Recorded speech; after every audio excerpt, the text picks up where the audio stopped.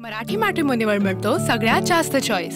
मराठी मॅट्रिमोनीने लाखो स्थळं जुळवली आहेत। यापेक्षा चांगली गोष्ट काय असू शकते? मराठी माणसांची नंबर 1 चॉईस मराठी मॅट्रिमोनी।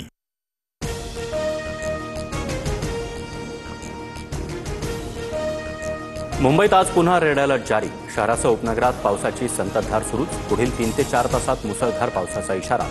नागरिकांनी सतर्क राहण्याचं आवाहन। पुण्यातील एकतानगर परिसर जलमय। अनेक सोसायट्यांमध्ये पुराचं पाणी शिरल्याने रहिवाशांचं रेस्क्यू। खडकवासला धरणातून 35,000 क्युसेकचा विसर्ग। जिल्ह्यात रेड अलर्ट जारी।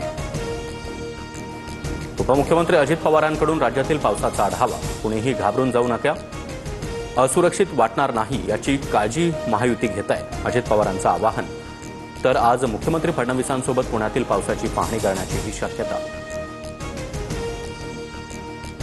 वसई विरारमधील मुसळधार पावसामुळे मधुवन परिसरात अद्यापही पाणी।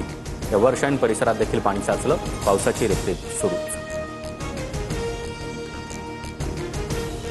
मुसळधार पावसामुळे सलग तिसऱ्या दिवशी लोकल विस्कळीत। मध्य पश्चिम आणि हार्बर या तीनही मार्गांवरील लोकल सेवा 10 ते 15 मिनिटं उशिरानं। मुंबईच्या दिशेनं जाणाऱ्या प्रवाशांचे चांगलेच हाल। अंधेरीच्या वीरा देसाई रोडवरील पाण्याचा अद्यापही निचरा नाहीच। काल झालेल्या जोरदार पावसानंतर परिसरात पाणीच पाणी। संथ गतीनं वाहतूक सुरू। मिठी नदीच्या पाणी पातळीत आता घट। कालच्या जोरदार पावसामुळे कुर्ल्याच्या क्रांतीनगर भागात मिठी नदीचं पाणी शिरलं होतं। ठाण्यात रिमझिम पावसाला सुरुवात। हवामान खात्याकडून ठाण्यासह रायगड आणि पुण्याला रेड अलर्ट जारी। काही ठिकाणी मध्यम ते जोरदार पावसाची शक्यता। मुसळधार पावसामुळे कोल्हापुरातील शाळा आणि रस्ते बंद। गर्भवती महिलेला वेळेत उपचार न मिळाल्यानं नवजात बाळाचा मृत्यू। महिलेची प्रकृती गंभीर। अतिवृष्टीमुळे धरणांमधील पाणीसाठ्यात मोठी वाढ। भुसावळच्या हतनूर धरणाचे 14 दरवाजे पूर्णपणे उघडले।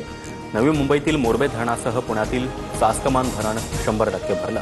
तर नाशिकच्या गंगापूर धरण परिसरातील नागरिकांना सतर्कतेचा इशारा।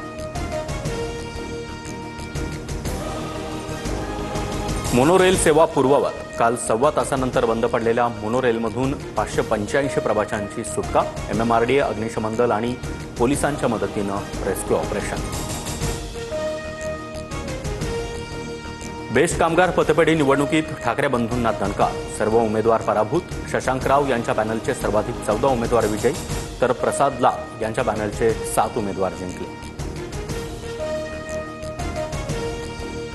दिल्लीच्या मुख्यमंत्री रेखा गुप्ता यांच्यावर हल्ल्याचा प्रयत्न। जनता दरबारावेळी दगड फेकून मारण्याचा प्रयत्न। रेखा गुप्ता जखमी झाल्याची ही शक्यता। हल्लेखोर ताब्यात। मराठी मॅट्रिमोनीवर मिळतो सगळ्यात जास्त चॉईस। मराठी मॅट्रिमोनीने लाखो स्थळं जुळवली आहेत। यापेक्षा चांगली गोष्ट काय असू शकते? मराठी माणसांची नंबर 1 चॉईस मराठी मॅट्रिमोनी।